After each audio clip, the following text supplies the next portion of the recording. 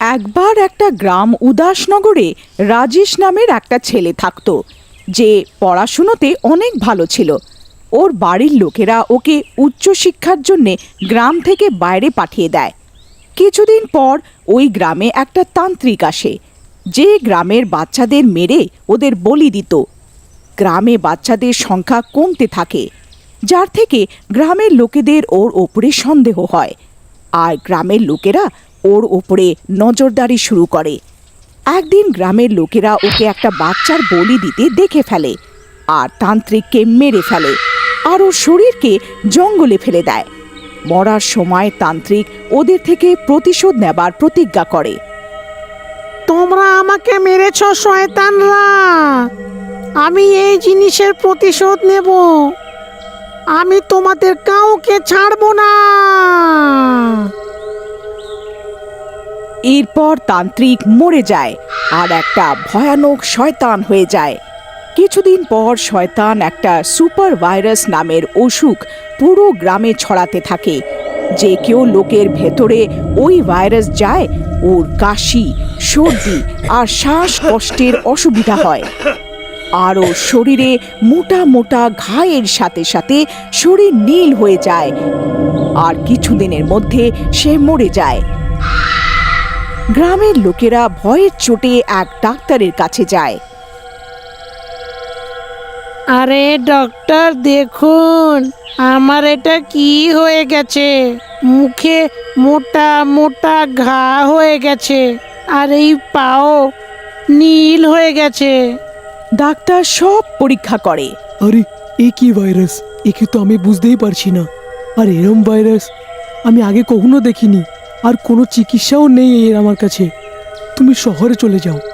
আরে না না ডক্টর, আপনি এরম বলবেন না। যদি আপনি এইরম বলেন তো এরম কিভাবে চলবে? আপনি তো ভগবানের রূপ। দেখো ভাই, তুমি কথাটা তো ঠিকই বলছো, কিন্তু আমি কি করি? আমি সত্যি এই রোগের ব্যাপারে জানতে পারছি না, কি এটা কি আর কিরম ভাইরাস এটা। হ্যাঁ, তোমরা যদি চাও তো একটা কাজ করতে পারো। হ্যাঁ হ্যাঁ ডাক্তার, আপনি যেরামই বলবেন আমরা সেরামই করব। তো আপনারা এক কাজ করুন, এই মাস্ক পরে নিন, আর যতক্ষণ সম্ভব একে অপরকে থেকে না কথা বলুন না দেখা করুন। এরপর রাজেশ যখন নিজের পড়াশোনা শেষ করে গ্রামে ফেরত এলো, তো ওর পুরো গ্রামে আগের মতন লাগলো না। সব একের অপরকে সাথে কথা বলছিল না, আর গ্রামে অনেক নিস্তব্ধতা আর বিকট পরিস্থিতি ছিল। কিন্তু রাজেশের গ্রামে হওয়া ওই দুর্ঘটনার ব্যাপারে কিছু জানা ছিল না, যেটা এই সহজ সরল গ্রামবাসীদের জীবনই পাল্টে দিয়েছিল। রাজেশ নিজের মনে মনে অনেক খুশি হচ্ছিল। আরে বাহ, নিজের গ্রামে এসে কত ভালো লাগছে। আহ, ওই পিপলের ছাও, ওই সুন্দর গ্রাম, ওই সুন্দর সহজ সরল লোক। আজ তো মা বাবাকেও দেখব, অনেক দিন পরে দেখব। কি জানে কেরম আছে ওরা। আজ তো মজা এসে যাবে। তখনই সে ওখান থেকে রামু কাকাকে যেতে দেখে। আরে রামু কাকা, প্রণাম নিও। আর কিরম চলছে সব? সব ঠিক আছে তো? সব ঠিক আছে, কিন্তু তুই এখানে কি করছিস?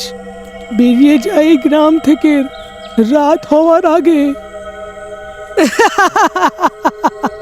রামু কাকা, মনে হচ্ছে আপনার মজা করার অভ্যেসটা আর গেলই না। কেন ভয় পাওয়াচ্ছ? বাচ্চার প্রাণ নেবে নাকি? হ্যাঁ বেটা, আমার কাজ ছিল বোঝানোর, আগে তোর ইচ্ছে। এইরম বলে রামু কাকা ওইখান থেকে চলে যায়, আর রাজেশ নিজের বাড়ি পৌঁছায় আর নিজের মা স্বপ্নাকে জিজ্ঞেস করে। মা, এটা কি হচ্ছে? গ্রামের লোকেরা মাস্ক পরে ঘুরছে আর কারুর সাথে কথাও বলছে না। বাবা, এখন তোকে আর কি বলি, এখানে কি হয়েছে? যখন তুই ছিলিস না তখন গ্রামের লোকেদের ওপরে কি কি ঘটেছে। তারপর স্বপ্না ওকে সব ব্যাপার বলে, যে কিভাবে তান্ত্রিক এলো আর ও কিভাবে গ্রামের লোকেদের থেকে প্রতিশোধ নেবার কথা বলল। কথা শুনে রাজেশ হাসতে থাকে। কি মা, তুমি এখনকার সময়তেও এই তান্ত্রিক আর ভূত প্রেতের কথায় বিশ্বাস করো? হ্যাঁ বাবা, এখন আমরা করতেও কি পারবো? যা সামনে দেখেছি, আর অনেক জায়গায় তো সায়েন্সও ফেল হয়ে যায় ভগবানের সামনে। মা, এখন তুমি যাই বলো আর করো, আমি মানবো না। আর এমনিতেও আমি ডাক্তার, এইসব কথা মানি না। সেই রাতেই একটা গ্রামের লোকের শরীর খুব খারাপ হয়ে যায়, আর সে ডাক্তারের কাছে যায়। তখনই রাজেশ এসে যায়। দাঁড়াও, আমাকে দেখতে দাও, ব্যাপারটা কি? আমিও একটা ডাক্তার। তারপর গ্রামের লোকেরা দাঁড়িয়ে পড়ে, আর রাজেশ রুগীকে দেখে। রুগীর অবস্থা খারাপ থাকে, আর ওর নিঃশ্বাস জোরে জোরে চলতে থাকে। ও যন্ত্রণায় তড়পাতে থাকে। ওর শরীরে মোটা মোটা ঘা হতে থাকে। শরীর নীল হয়ে যেতে থাকে। ও অনেক ভয়ানক দেখতে লাগে, আর ওর আওয়াজও বদলাতে থাকে। আরে, মরে গেলাম রে। আহ, আহ, আমাকে মেরে দাও ডাক্তার। অনেক অনেক ব্যথা করছে। আহ, আহ, আহ, আমাকে মেরে দাও। আহ। এর আগে কি রাজেশ কিছু করত? ও মরে যায়। এটা দেখে রাজেশের অনেক মন খারাপ করে, আর গ্রামের লোকেদের রক্ত নিতে আর টেস্ট করার জন্য বলে। রাজেশ ওই রুগীর রক্ত একটা টেস্ট কিটে নেয়, আর ওই দিন ও শহরে চলে যায়। ও শহরে গিয়ে ওটা টেস্ট করে, আর একটা মাইক্রোস্কোপের সাহায্যে রক্তের স্যাম্পলকে দেখে। ওইখানে আরও একটা ডক্টর থাকে। ও মাই গড, এইটা কি? What happen doctor Rajesh? আপনি এরম কি দেখে নিলেন এই স্যাম্পলে? এই নিন ডাক্তার, আপনিও দেখুন। অন্য ডক্টরও মাইক্রোস্কোপ দিয়ে ওই ব্লাড স্যাম্পলটা দেখে। ওই স্যাম্পলে রেড ব্লাড সেলের জায়গায় তান্ত্রিকের অনেকগুলো মাথা ঘুরতে থাকে, যেটা মরে গিয়ে থাকে। অন্য ডক্টরও অনেক ভয় পেয়ে যায়, আর রাজেশকে এই ব্যাপারে জিজ্ঞাসা করে। রাজেশ, এ কি পেশেন্টের স্যাম্পল? এতে তো রেড ব্লাড সেলই নেই। রেড ব্লাড সেলের জায়গায় কোনো ইনসানের ছোট্ট ছোট্ট মাথা ঘুরছে ব্লাডে। তারপর রাজেশ অন্য ডক্টরকে এই ব্যাপারটা বলে, যেটা ওর মা ওকে বলেছিল। দেখো রাজেশ, এমনিতে তো আমি এইসব অন্ধবিশ্বাসের কথায় মানি না, কিন্তু অনেক জায়গায় আমাদের সায়েন্স ফেল হয়ে যায়। কেননা যেরমই জগতে ভগবান আছে, সেরমই শয়তানও আছে। তোমাদের সমস্যার সমাধান কোনো অন্য তান্ত্রিক কিংবা ফকিরই করতে পারে। তারপর রাজেশ ওই স্যাম্পলটা সাথে নিয়ে নেয়, আর গ্রামের দিকে চলে যায়। যেই রাজেশ গ্রামের কাছে পৌঁছায়, ও ওই তান্ত্রিকের ভূত, যে কি শয়তান হয়ে গিয়ে থাকে, তাকে দেখতে পায়।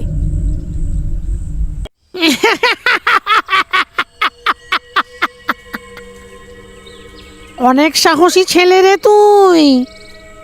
তুই এ সুপার ভাইরাসকে চিনে ফেললি, কিন্তু তুই ভুল করে ফেললি। এখন তোকে মরতে হবে। দেখো, তুমি যে কেউই হও না কেন, আমি তোমাকে ভয় পাই না। আর এমনিতেও তোমার ব্যাপারে আমার মা আগেও সব কিছু বলে দিয়েছে, যে তুমি গ্রামের বাচ্চাদের কিভাবে মেরে ফেলতে। তারপর গ্রামের লোকেরা মিলে তোমাকে কিভাবে মেরে ফেললো। এরই প্রতিশোধ নিচ্ছি। এই গ্রামে যেরাম আমি মরে গেছিলাম, ওরাম এই গ্রামেই এক এক লোকেদের মারবো। এমনিতেও তোমার মাকেও সুপার ভাইরাস নিজের শিকার বানিয়ে নিয়েছে।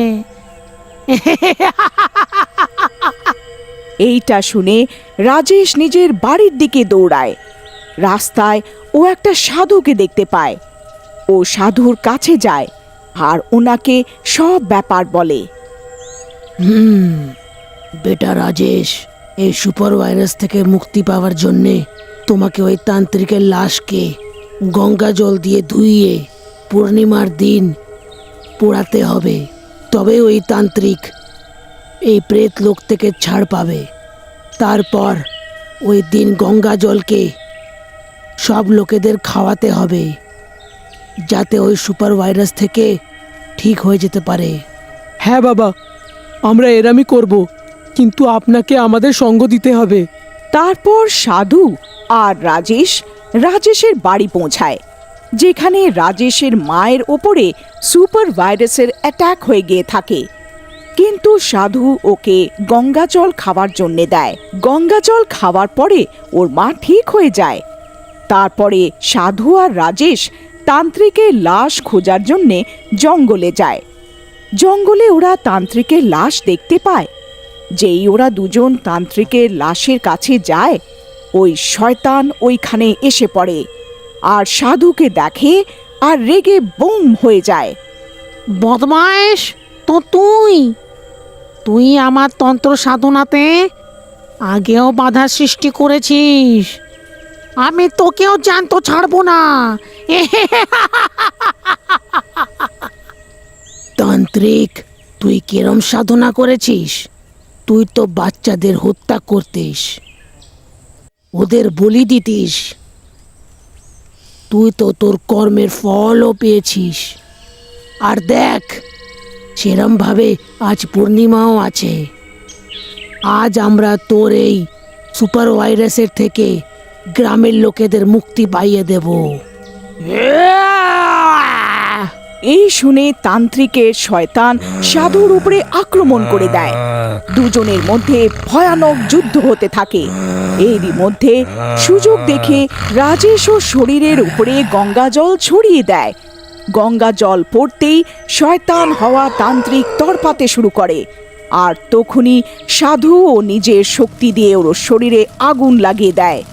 তান্ত্রিকের শরীর আর ওর প্রীত দুজনেই পুড়তে থাকে।